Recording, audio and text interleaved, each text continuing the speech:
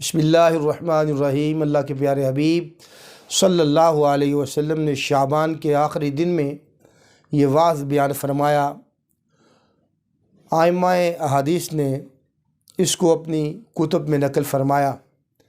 رسول اکرم صلی اللہ علیہ وسلم سے روایت کرتے ہیں حضرت سلمان، حضور سرور کونین صلی اللہ علیہ وسلم نے یہ بیان فرمایا، لوگو تم پہ عظمت والا مہینہ سایہ فگن ہونے والا ہے۔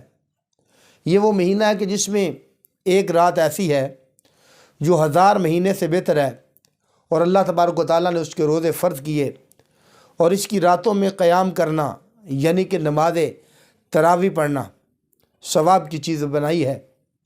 فرمایا کہ جو اس مہینے میں ایک نفل ادا کرے گا ایسے ہی ہے کہ اس نے عام دنوں میں ایک فرض، اور فرض بھی کتنا ہے کہ فرض ادا کیا، اور جو فرض ادا کرے گا اس کو 70 گنا اس کا ثواب دیا جاتا ہے۔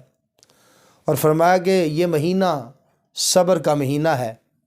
رسول اکرم صلی اللہ علیہ فرمایا کہ صبر کا اجر کیا ہے؟ فرمایا صبر کا اجر جنت ہے، اور یہ ہمدردی کا مہینہ ہے، یہ محبت کرنے کا مہینہ ہے، اور فرمایا کہ اس میں بندہ مومن کا رزق بڑھا دیا جاتا ہے۔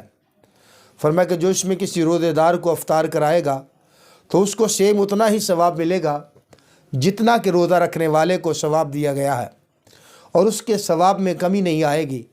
پوچھا گیا یا رسول اللہ صلی اللہ علیہ وسلم، جو کسی مسلمان کو افطار کرانے کی طاقت نہیں رکھتا، تو فرمایا کہ اگر کہ وہ اس کو دودھ کا ایک گھونٹ پلا کے افطار کرا دے، ایک خرما، ایک چھہارا کھلا کے افطار کرا دے، ایک پانی کا گھونٹ پلا کے افطار کرا دے، اس کو بھی یہ اجر ملے گا۔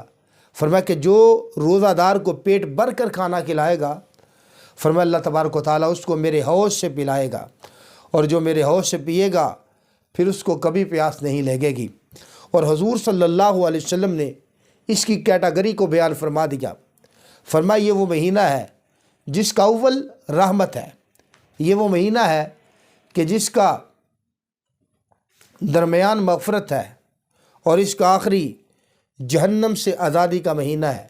فرمایا جو اس مہینے میں اپنے غلام پہ تخفیف کرے گا اللہ تعالیٰ اسے بخش دے گا اور جہنم سے آزاد کرے گا۔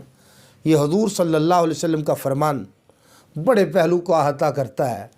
برکت والا ثواب، راز کو نماز تراویح پڑھنا اس کا بڑا ثواب، اور نفل پڑھنا فرضوں کا ثواب، فرض پڑے گا اور مہینوں میں جیسے اس نے 70 فرض ادا کر کے۔ فرمایا یہ غمخواری کا مہینہ ہے، یہ ہمدردی کا مہینہ ہے، نزول قرآن کا مہینہ ہے، بہت بڑا اللہ تبارک و تعالیٰ اجر دیتا ہے۔ گرامی کے حضرات، ہمیں ابھی سے نیت کرنی چاہیے کہ ہم نے اس کی برکات ضرور سمیٹنی ہے۔